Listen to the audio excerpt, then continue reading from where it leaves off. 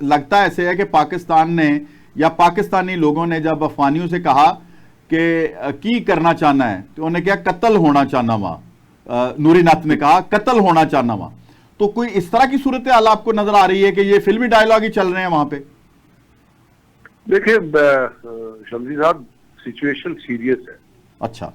ये कोई आम सी सिचुएशन नहीं है। अफगानिस्तान का एटीट्यूड आपने देखा, पाकिस्तान के वेस्टर्न ईस्टर्न बॉर्डर के ऊपर इमरान खान से ऊपर आप चले जाए, रन ऑफ कच के साथ आप चले जाए, वहां पे टोटल जो है वो इंडियन फोर्सेस जो है वो अपना एक्सरसाइज भी कर रही है और उन्होंने फिजाई हदूद भी बंद की हुई है। कल लाइन ऑफ कंट्रोल पे नीलम में और लीपा में कल फायरिंग भी हुई है। तो it's not situation where we can say कि हम तुमको मार देंगे, तुम हमको मार दोगे।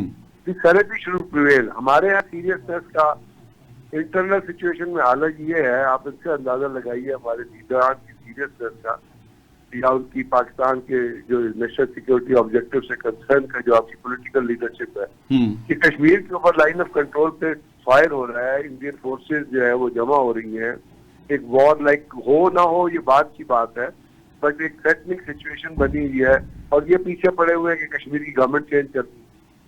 और भाई 6 महीने इंतजार कर लो, इलेक्शन हो जाएगा। यहाँ पे हर एक को पावर की लस्ट इतनी है, इतने भूखे हैं हम ताकत के लिए कि हम पाकिस्तान के ओवरऑल इंटरेस्ट को भी नहीं देखते। तो बात ये है कि यहाँ पे बेहतर है कि पाकिस्तान, और मैं बार बार ये कह रहा हूँ और मैं ये कह रहा हूँ इस टाइम फ्रेमवर्क में बेहतर ये है कि किसी तरह जो अफगानिस्तान के जो लोग हैं उनके ऊपर भी अफगानिस्तान की जो लीडरशिप है उन पे भी दी सैनिटी शुड प्रिवेल, अगर प्रिवेल कर सकती है, क्योंकि नुकसान जो है वो उनका नुकसान ज्यादा होगा, हमारा तो नुकसान हो ही रहा है। ठीक। अब कल आपने देखा होगा कि एक कप्तान कैप्टन नोमान जो आरएम जो मेडिकल कोर्स से ताल्लुक रखते थे वो और एक और ऑफिसर जो है 6 जो नौजवानों के साथ 6 जवानों के साथ उनकी शहादत हो गई है। सड़क के किनारे पे आईडी लगी हुई थी, वो ब्लास्ट हुई, फिर वहां से उनसे फायर एक्सचेंज शुरू हो गया।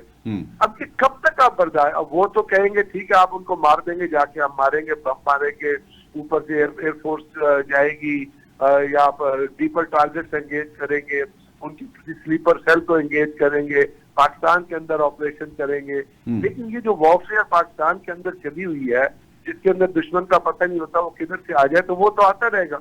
मेरे बच्चे, मेरी यूनिट के लोग, मुझे जो दर्द है ना वो आप उस दर्द को आप समझ नहीं सकते, ना उस दर्द को पाकिस्तान की पॉलिटिकल लीडरशिप ने कभी समझा, ना समझ सकते। बिल्कुल ठीक। वो सिर्फ यही खेलना जानते हैं कि अपनी ताकत के महवर को मजबूत करो, बाकी जो कुछ होता है उसको जाओ छोड़ दो उसको। तो भाई ये चीजें इस तरह नहीं है।